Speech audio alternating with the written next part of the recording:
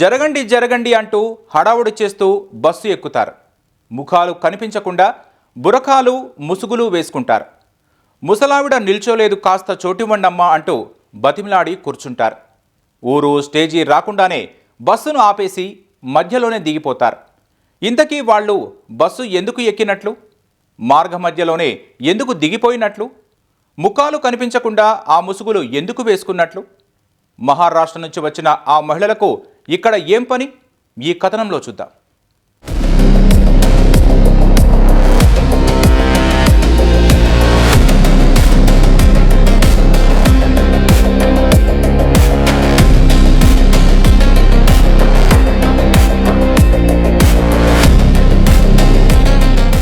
RTC బస్సుల్లో మహిళలకు ఉచిత ప్రయాణం ప్రారంభించిన తర్వాత బస్సుల్లో కిక్కిరిసి ప్రయాణిస్తున్నారు. వాటికి తోడు పండుగల హడావుడితో ఆర్టీసీ బస్టాండ్లు కిటకిటలాడాయి. దూర ప్రాంతాలకు వెళ్లేవారు బస్సుల్లోకి ఎక్కి గమ్యస్థానాలకు చేరారు. సీటు దొరకబుచ్చుకోవాలన్న ఆతృతలో వెనకా ముందు చూసుకోకుండా బస్సుల్లోకి ఎక్కేశారు. కాలు పెట్టేందుకు కూడా చోటు లేని ప్రాంతంలోనే నిల్చొని ప్రయాణాలు చేశారు. అయితే తీరా బస్సు దిగిన తర్వాత చూసుకుంటే విలువైన నగలు, వస్తువులు, నగదు మాయమయ్యాయి. సెల్ ఫోన్లు, పర్సులు పోయాయి. సందట్లో సడేమియాలా దొంగలు సైతం ప్రయాణికుల్లో కలిసిపోయి చేతివాటం చూపారు. అయితే కర్నూలు జిల్లాలో 2 కిలేడీలు ఈ విద్యలో ఆరితేరారు.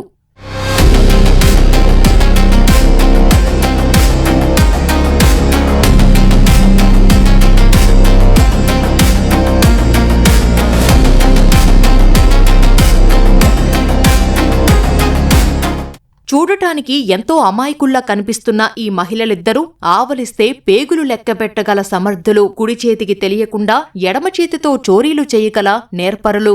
వయసు మీద పడి అయ్యో పాపం అనిపించేలా ఉన్న వీరిద్దరూ మహా మాయలేడీలు. కర్నూలు బస్టాండ్లో మాటు వేసి సీట్ల కోసం హడావుడిగా బస్సులు ఎక్కే ప్రయాణికుల నుంచి విలువైన ఆభరణాలు, నగదు చోరీ చేస్తున్నారు. విశ్రాంత ఉద్యోగి శారద కోవెలకుంట్లకు వెళ్లేందుకు బస్సు ఎక్కుతుండగా ఆమె బ్యాగులో నుంచి 9 తులాల బంగారం కొట్టేశారు.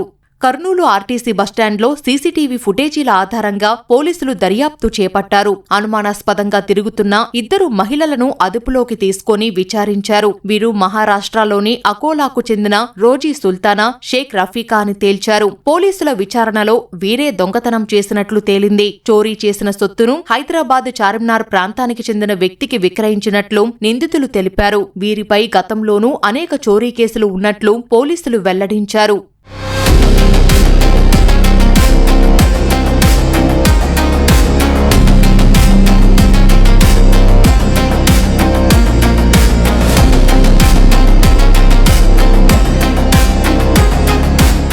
ఒక ఫంక్షన్కి అటెండ్ అయిపోయి వాళ్ళ నగలన్నీ కూడా బస్సులో వేరే వాళ్ళు చూసి ఎక్కడే ఎత్తుకుపోతారని చెప్పేసి ఆ ఉద్దేశంతో ఆమె తీసుకొని మొత్తం అంతా కూడా ఆమె వ్యాలెట్లో పెట్టుకున్నారు.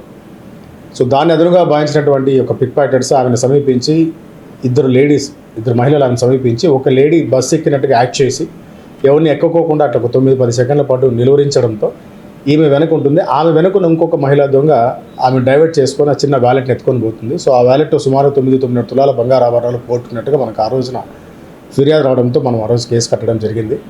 సో దీనిపైన అన్ని రకాలుగా విచారించుకొని సీసీ ఫుటేజ్లు తీసుకొని టెక్నాలజీ ప్రకారం అన్నీ కూడా ఆస్పెక్ట్స్ అన్నీ చూసిన తర్వాత చివరికి ఆ ముద్దాయిలు 2 కూడా అకోలా ప్రాంతానికి చెందినటువంటి మహారాష్ట్ర ప్రాంతీయులు అని చెప్పి మనకు తెలుస్తూ ఉంది. ఆ యొక్క బంగారు ఆభరణాలని చార్మినార్లో వేరే వాళ్ళ దగ్గర విక్రయించినట్టుగా మన దగ్గర ఒప్పుకోవడం జరిగింది.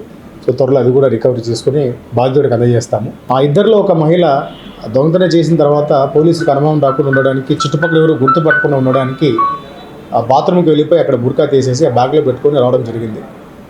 సో అప్పుడు అందరూ కూడా ప్రతి ఒక్కరు బుర్కాలో వచ్చారు 2 మహిళలని చెప్పేటువంటి ఆలోచనలో ఉంటారు. కాబట్టి వాళ్ళని వెంబడించి పట్టుకునే పరిస్థితి కూడా ఉండదు. సో దొంగలించిన ఇమ్మీడియట్గానే వాళ్ళ యొక్క ఐడెంటిటీని తీసేసుకోవడానికి, ఎవరు గుర్తుపట్టుకుని ఉండడానికి ఈజీగా ఉంటుందని బాత్రూమ్కి వెళ్ళిపోయి అక్కడ బుర్కా కూడా తీసేసుకొని మాస్క్ కూడా తీసేసుకొని వెళ్ళిపోయారు. సో ఆ ఫుటేజ్ బేస్ చేసుకొని మనం మనకున్నటువంటి టెక్నాలజీ పరంగా అయితేనేమి, మనకున్నటువంటి పరిచయాల ద్వారా అయితేనే వాళ్ళు ట్రాక్ చేయడం జరిగింది. బస్టాండ్ రద్దీ ప్రదేశాల్లో బుర్కా ధరించి చోరీలు చేయడం, ఆ తర్వాత వాష్రూంకు వెళ్లి బుర్కాలు తీసేసి అక్కడి నుంచి పరారవ్వడం చేసేవారు. సీసీటీవీ ఫుటేజీల్లోనూ ఎవరికీ అనుమానం రాకుండా జాగ్రత్త పడేవారు. అయితే సీసీ ఫుటేజీని జాగ్రత్తగా పరిశీలించగా పోలీసులకు చిక్కారు.